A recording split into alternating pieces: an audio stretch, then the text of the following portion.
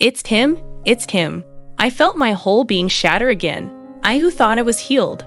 I hadn't yet understood what it was to forgive, to be able to forgive the devil in person. Believe me, it's easier said than done. In fact, it was the hardest lesson of my life. Hello, I am Tashiana. I am Malagasy, and I will tell you my story, my fight, my desolation, but above all, my resilience. But before that, do me a favor, please subscribe so as not to miss other testimonies, and above all, share. Be blessed. I am the second and last daughter of my parents. We lived in Moramanga. Life there was certainly modest but peaceful. Above all, I liked our community life. Everyone cared about the well-being of the other. Solidarity and generosity were essential. I was happy to share so much love. Dad was a construction worker and Mom sold mofo baulina. They are Madagascan banana fritters. She was the specialist. Everyone loved them. It looked like she had magic fingers because no one did them as well as she did. It was also the same with cooking at home. My father always came home as early as possible to enjoy Mom's dishes. He did not like eating out of home. That's how you keep a man. Once you find the way to his belly, you're done. Mom always told me. After eating, Dad fell asleep like a baby. He rarely went out with his friends. He preferred to spend the little time he had left with us, especially on Sunday, the day of the Lord, but also during our family moments. To make it simpler, Sunday was a public holiday with us. Dad always made the effort to take us out, to make us happy. My older brother Antonio also joined Dad. He purposefully saves up after his weekly work for these outings. I admired them both so much, the two men in my life. I prayed for a husband who looked like them.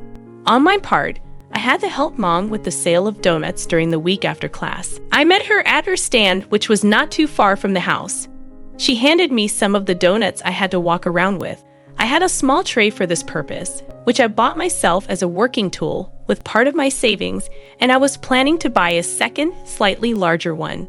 You know, no matter how many donuts you sell, you'll still be my super salesperson, right? Yes, Mom, I know. But now I can carry more than this. I'm already 15 years old. I'm a big girl. Okay, big girl is up to you. In the meantime, take donuts. Don't hang around too much. Don't forget that your father is coming home early today to celebrate your birthday and you'll cook. So everyone will know, with proof that you really are a big girl. Serious, Mom.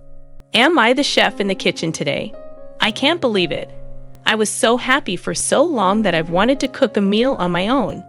I bet you have no idea what you'll eat tonight. Not at all, my princess, but I can't wait to see. I carried my tray of donuts round the neighborhood with so much joy and anxiety. I couldn't wait to sell them all and go home. I was lost in my thoughts when a voice brought me back down to earth. Little girl, come with your donuts so I can see them. I turned around but saw no one. Then the voice cried out, look up. It was the gentleman on his balcony. He waved to me to come up. I hesitated for a moment, then he threw me.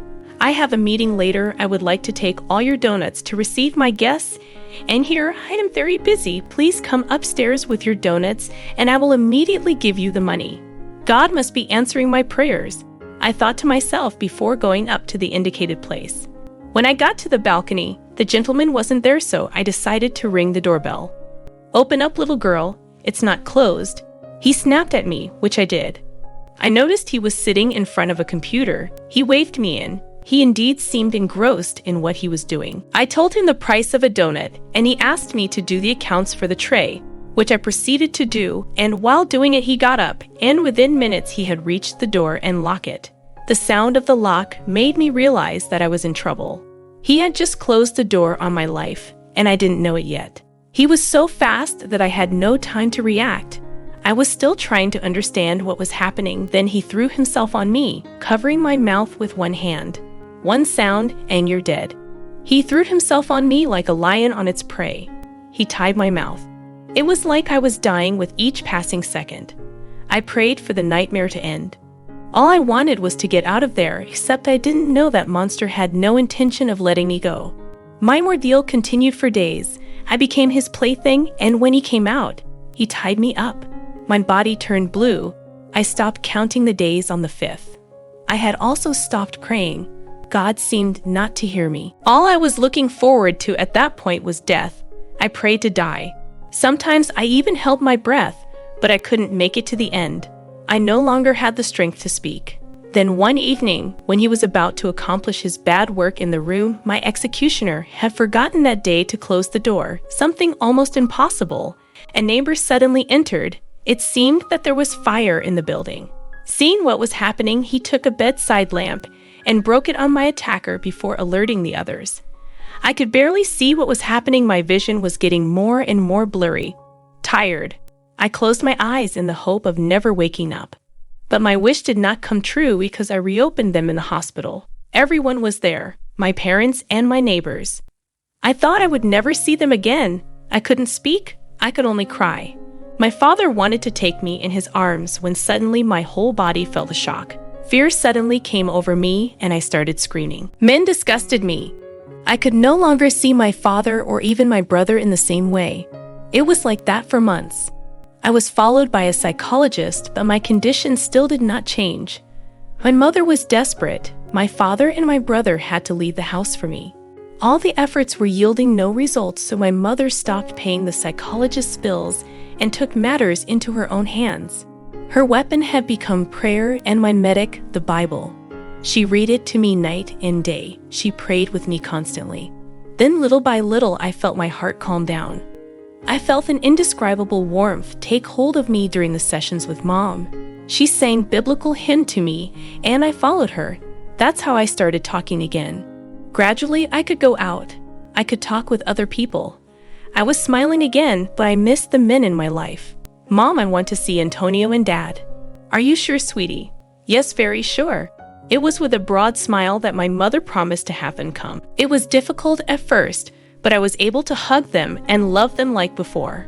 I was healed, and I only believed when I was summoned to the police station to really tell what had happened.